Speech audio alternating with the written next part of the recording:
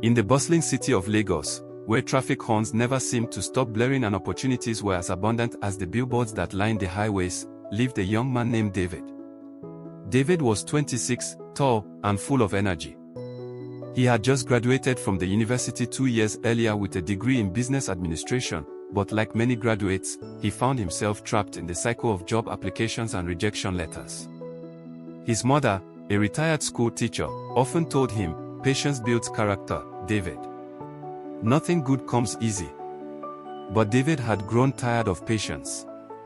Each time he scrolled through Instagram, he saw young men his age cruising in flashy cars, traveling abroad, and dining at expensive restaurants. To him, patience sounded like another name for poverty. One hot afternoon, David was at a cafe when he bumped into an old secondary school mate, Richard. Unlike David, Richard looked like he had life figured out: gold chain, designer sneakers, and the latest iPhone. "David," Richard exclaimed, giving him a firm handshake. "Long time, my guy. See how you're looking lean. You still dey hustle small. David laughed weakly. "My brother, job no dey. I just dey manage." Richard leaned closer, lowering his voice. "You're too sharp for this kind of suffering. If you follow me, in less than 6 months, you'll be driving your own car." David's eyes widened. 6 months? How? Richard smirked.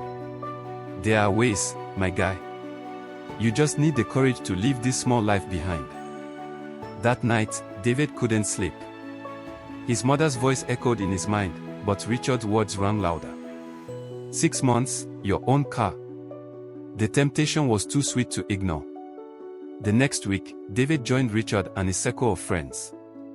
They called themselves investors, but their business was internet fraud. They had a rented apartment in Lekki, filled with laptops, generators, and the constant hum of internet data. At first, David hesitated. But when he saw Richard cash out millions in a single week, hesitation melted into greed. Soon, David was writing fake love letters to unsuspecting foreigners, pretending to be who he was not. Money began to flow in. In just 3 months, David moved his mother into a new apartment and bought himself a Toyota Camry. His friends hailed him. His Instagram page transformed: designer clothes, club nights, and flashy poses. But with the wealth came arrogance. David began to ignore his mother's calls. When she warned him, "David, sudden wealth burns faster than dry grass," he simply replied, "Mommy, times have changed. You wouldn't understand." One Friday night, after a successful cash out, David and Richard went clubbing. On their way back, flashing sirens stopped them. It was the EFCC. The officers surrounded their car, ordered them out, and confiscated their phones. Within minutes, David's world collapsed. Everything was traced: emails, bank accounts, fake identities. At the station, he realized the gravity of his actions.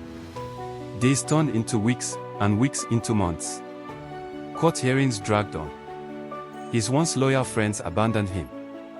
The Instagram followers that once praised him now mocked his downfall. When his mother visited him in detention, her frail voice broke him. "David, I told you. The patient dog eats the fattest bone. You chose the shortcut, and now you see where it has led you."